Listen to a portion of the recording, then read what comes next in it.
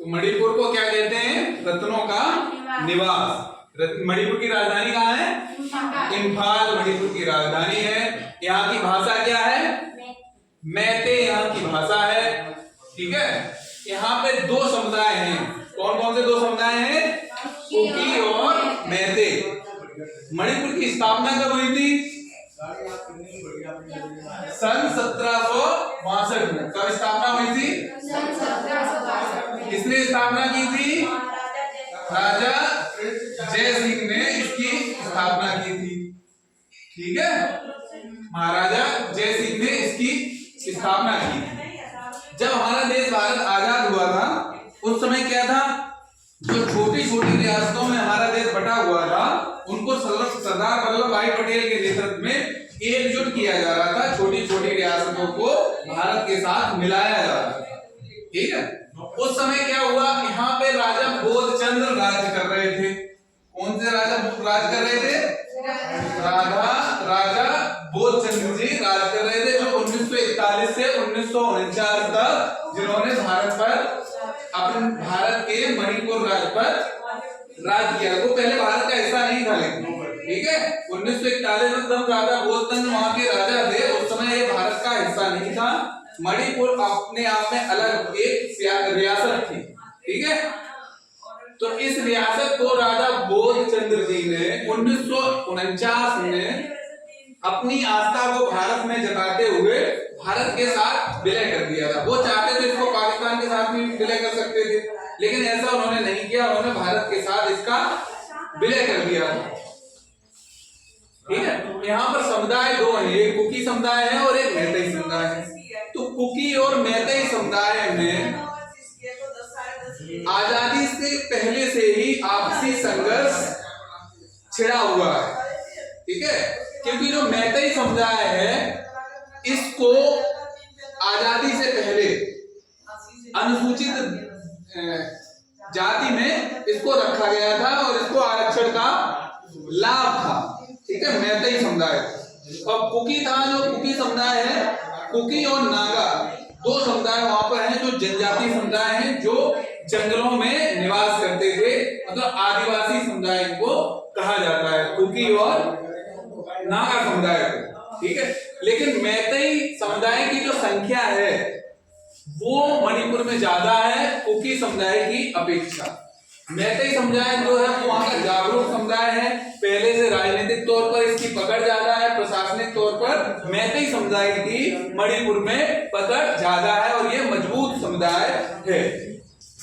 इसकी जो आबादी है, जो राजधानी है मणिपुर की इम्फाल, उसके आसपास के जिलों में है।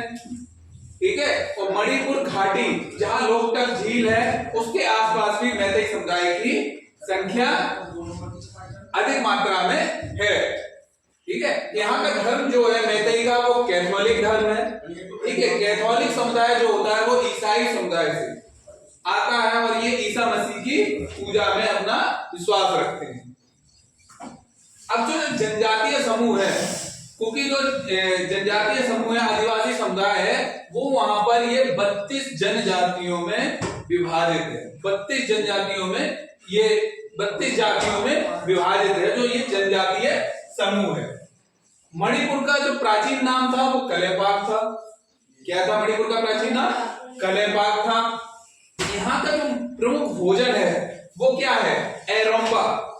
एरोम्बा मणिपुर का प्रसिद्ध भोजन है। इसको चक खाओ खीर भी कहते हैं। अपने लोग इसको काले चावल की खीर के नाम से जानते हैं।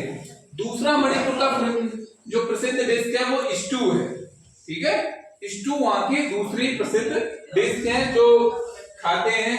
अब लोकतक झील है, ये सबसे बड़ी ताजे पानी की झील है। ठीक है। भारत में सबसे बड़ी ताजे पानी की झील कौन सी है? लोकतक झील है और ये इम्फाल घाटी में स्थित है। कहां पे स्थित है ये लोकतक झील?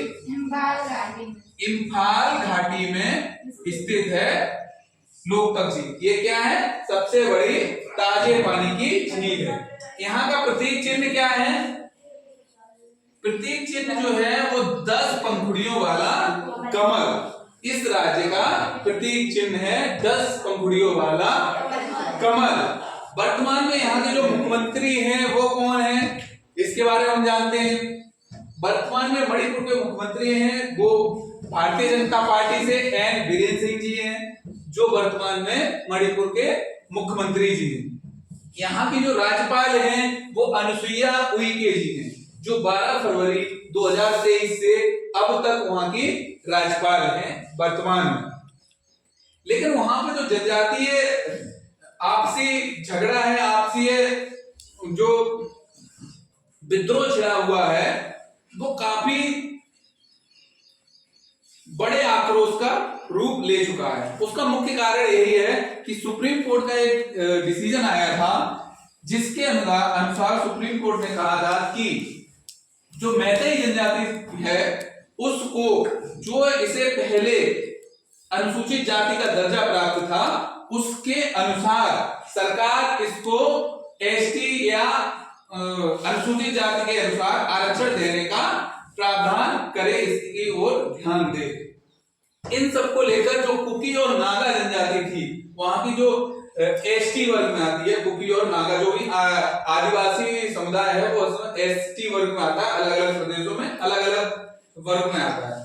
तो एसटी वर्ग में है, वहां पर इस कुकी और नागा जनजाति ने इसका विरोध किया। विरोध के रूप में यहाँ पे कैंडल मार्च निकाले गए, आंदोलन किया गया। यही आंदोलनों के फलस्वरूप जो कुछ अफवाहें आपस में फैली, उन्हीं अफवाहों के कारण ये आपसी बड़े संघर्ष के रूप में वहां पर बड़ा एक संघर्ष, बड़ा विद्रोह के रूप में वहां फैल चुका है। वहां की अभी जो स्थिति है बहुत नाजुक है। मणिपुर में काफी जिलों में दंगे भड़के हुए हैं, जिसमें लोगों की हत्याएं हो रही हैं, माताओं बहनों के साथ अव्यवहार हो रहा है ना। वहां पे कई एक वीडियो ऐसे वायरल हुए हैं जो वहां पे लड़कियों के साथ गलत व्यवहार किए जा रहे हैं, जो मानवता को शर्मसार करने वाले हैं। भारत एक प्रकृति पूजक और नारी पूजक समाज रहा है ना। यहाँ की जो संस्कृति है वो क्या है, प्रकृति पूजने वाली है, नारी को देवी के रूप में पूजने वाली है। ऐसी संस्कृति में जो लोग इस प्रकार का हत्याएं कर रहे हैं या लोगों का शोषण कर रहे हैं या महिलाओं के साथ गलत व्यवहार कर रहे हैं, वो बिल्कुल भी बर्दाश्त नहीं किया जाना चाहिए। भारतीय संस्कृति इन सब के लिए, भारतीय संस्कृति में इन सब कृत्यों के लिए कोई जगह नहीं है।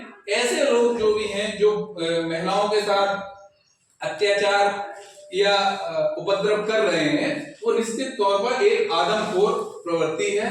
यह आदमखोर प्रवृत्ति जो है वो पूरी मानव जाति के लिए एक खतरा साबित हो सकती है। इसलिए ऐसी प्रवृत्ति पर सरकार को तुरंत एक्शन लेना चाहिए और इन जो भी दंगे वहां पे भड़के हुए हैं उनको शांत कराना चाहिए। जो भी जिसके हक अधिकार है उनको उसी जनसंख्या के अनुसार उन्हें देने चाहिए, है ना।